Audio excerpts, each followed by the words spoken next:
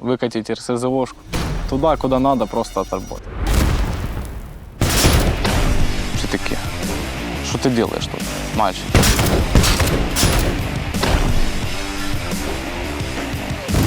Ворог сам не відійде з нашої території. Як можна захищати свою домівку?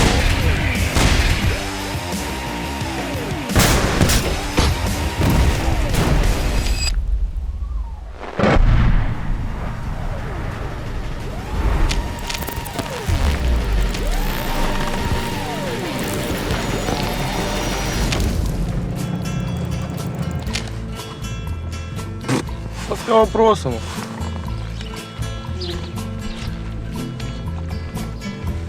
Бажаю здоров'я. Привіт. Привіт. Що ви, банда? Здорово. Сонце вийшло, ми якраз встигли навестися, бомба. Та й вийшов, так?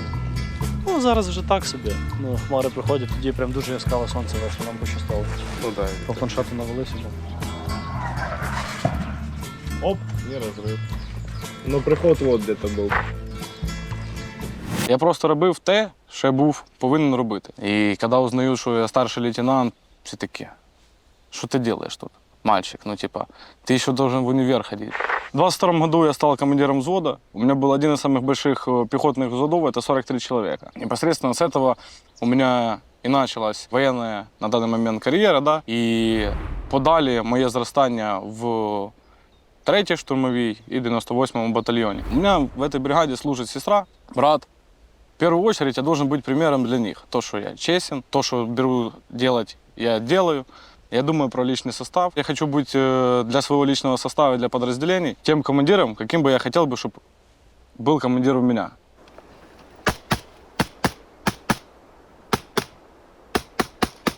Штурм села не скучно. Коли ми зайшли піхотою саме в населений пункт, і не було прикриття артилерії, і по нам працювала тільки артилерія противника, я зрозумів, що в чомусь ми програємо. І якраз після населеного пункту Ольгівка побратимами був затрофеєний ворожий міномет 120-й. Виїхали на полігон. Я як зрозумів, що це таке, як воно працює. На той час, там 22 роки, 21 рік, там 22, я можу вбивати ще більше, ніж там в піхотній справі. В піхотній справі вбивати саме в прямому зіткненні з ворогом, а тут своїм управлінням я зможу вбивати противника ще на підступах до моїх позицій. Ми на війні. Можливо, я там не розумію все так, як розуміють там полковники, генералы и так дальше. Но это мне не мешает быть тем человеком, кем я есть на данный момент. Да, я в звании там старший лейтенант. Но у меня уже есть много выполненных задач за собой. И одна из последних, это одна из самых больших штурмовых операций в смуге 3-й штурмовой, это операция «Надія».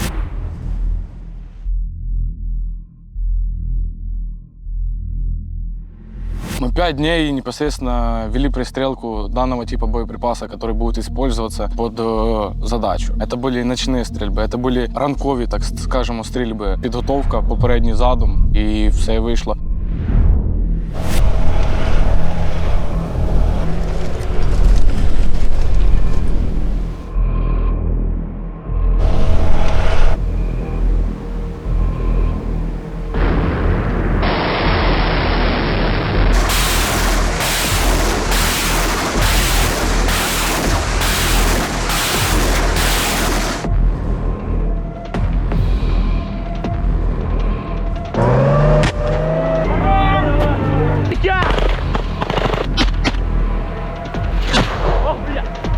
Хуя себе!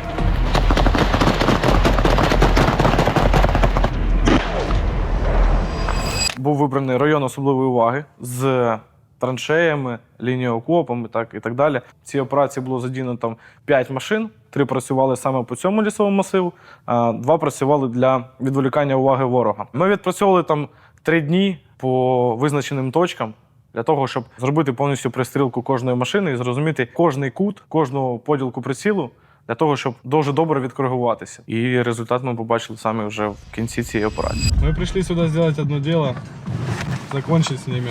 Пацаны меня понимают, я их понимаю. Ну, типа, мы как такая семья. Бойцы моих подразделений. Во-первых, скажу, что это самые лучшие люди. Там все вместе. Там нужно быть и здоровым, и умным. У нас и инженеры есть, которые проработали там на одних из самых крупных заводов там в Украине, и механики, и проектировщики, и кого только нет, да. Но в первую очередь это те люди, которые проявили желание и понимают необходимость своей профессии. Не стрельнет непосредственно в САУ без работы штаба. Не стрельнет САУ без работы рэба. Не стрельнет САУ там без логистики, без подвоза, без там, ПММ. Каждый выполняет свою задачу, которая ему поставлена. Да, люди устают. Если мы непосредственно работаем с противником, то у противника проходит, естественно, ротации. После того, как он становится 200, да, заїжджають непосредственно нові. А мої люди стоять і стоять. Так, це важко, але це найсильніша нація, це українці.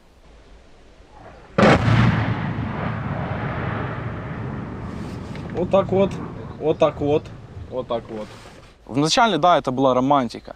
Все думали, все, сейчас мы полгода дадим, все вернем, все отобьем. Да, это было красиво.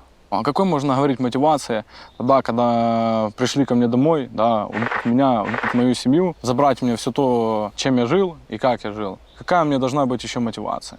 Те, кто понимают, что она не закончится, либо она начнется там через короткий промежуток времени вновь, да, як та сторона буде накопичити свої сили і засоби, щоб почати далі вторгнення на територію України, їм далі прийдеться ставати в ряди Збройних сил України і захищати себе. Як можна захищати себе, свою домівку, своїх батьків і так далі? Дары нахуй воют, и воют, и воют. А я, блядь, кайфую, понимаешь? Я думал, следующее должно быть FH, такая тема. Ну, посмотрим, как он себя покажет. Типа, как он себя покажет, но пока топор, ну, для меня это, блядь, Не-не-не, ти що, ми тебе любимо, Лесь. чисто ливнули именно. По-любому. Ну, ты назови мне хоть одну бригаду, который, во-первых, такой молодой начат, это раз, а во-вторых, блядь, кого вот так вот командир бригады, блядь, отпустит, блядь. Гармата М777 – це була давнішня моя мрія. Ще, так скажемо, з початків моїх артилерійських навичок, так, я дуже про неї мріяв. Я бачу, як вони працювали там батарею в 3 гармати, це там Запорізька компанія. Але зараз це вже не мрія, це вже реальність. Так, ми розуміємо, що на даний час по техніці безпеки заборонено, да, відвідувати вогневі позиції, там приїжджати, знімати там інтерв'ю там і так далі. Ну, якщо з приводу доцільності, так, доцільність є. Доцільність є на всіх рівнях, а саме на глибині там до 10 кілометрів, так, там 9, 8, 7, 6, навіть якщо логістика ускладнена, то це треба робити. По-перше, це треба робити для того, щоб ти розумів бойову ситуацію, котра в тебе йде в смузі бригади. Щоб ти розумів, що воно, як воно, так скажемо, щоб ти не забувався просто і чувствував, що там відбувається. Все говорили, блядь, да это же злам, блядь. Ну, куда ты берешь? Ну, все побитое, погоревшее, ничего не могу. И панорама есть, и топор готовый. Ну, то бишь, типа, есть все, лишь бы было бы желание. Ну все, медаль потом дадите. Да, дадите? До бою. Опа.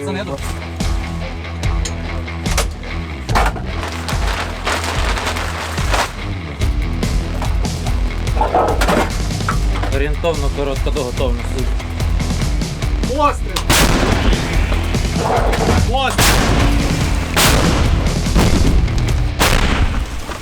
Маскуємося. Так відбувається робота розрахунку на гаубиці М777.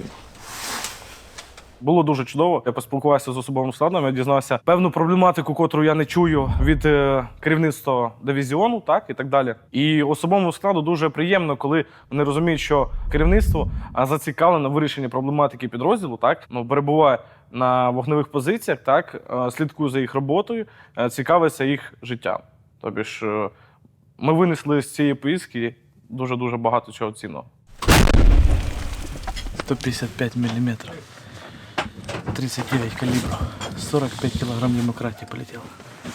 Третя штурмова трохи відрізняється від інших підрозділів Збройних сил України, а саме там ще сухопутних військ. Своїми порядками, по-перше, не даємо больших обіцянь, не врем личному составу, доводимо інформацію так, як вона є. Я можу підійти і сказати, от є проблема, такі сили і засоби я залучив для вирішення цієї проблеми, але в мене не вийшло, і треба ваша допомога. І мені ніколи, не командир бригади, не командир корпусу не скаже, мальчик, иди, ты ж на посаде стоишь, иди разберись. Он максимально будет расположен для того, чтобы решить эту ситуацию и помочь в решении этой ситуации. Точно так же и любые другие командиры. Есть желание работать. Самое главное, что я сделал для того, чтобы решить эту проблему. Вот, а не просто попробовать ее там замолчать, умолчать, чтобы она ни до кого не дошла. Пусть оно там тихонечко пройдет, да, никто не узнает, потому что оно в любом случае на что-то повлияет. Либо на твою репутацию, которую очень сложно и тяжело заработать, да, но очень легко потерять. Либо на результат работы и приведет за собой большие-большие последствия. Показываем класс, показываем работу. Все довольны, начальство довольно. Пидором руку. Скоро теплеть начнет, будет вонять. Вот это самое плохо. А так все хорошо.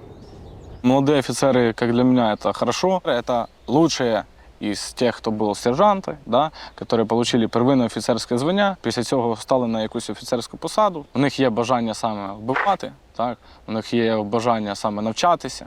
Ну, є і офіцери, котрі там ще старої закалки, так, котрі пройшли там времена АТО, вони теж результативно роблять свою роботу і показують теж великий результат. І в компоновці молодих и людей, которые уже с опытом, мы получаем вот такой результат. Вот все всегда смеются, что у Лысого всегда там все есть в артиллерии. Вот мне не хватает Хаймерса. Вот чтоб я просто... Командир бригады ставит задачу, да, поразить ту или иную цель. Я просто ставлю задачу выкатить РСЗОшку, да, и туда, куда надо, просто отработать. Заехала в капонирщик, стала, и все. Вот это, что еще не хватает.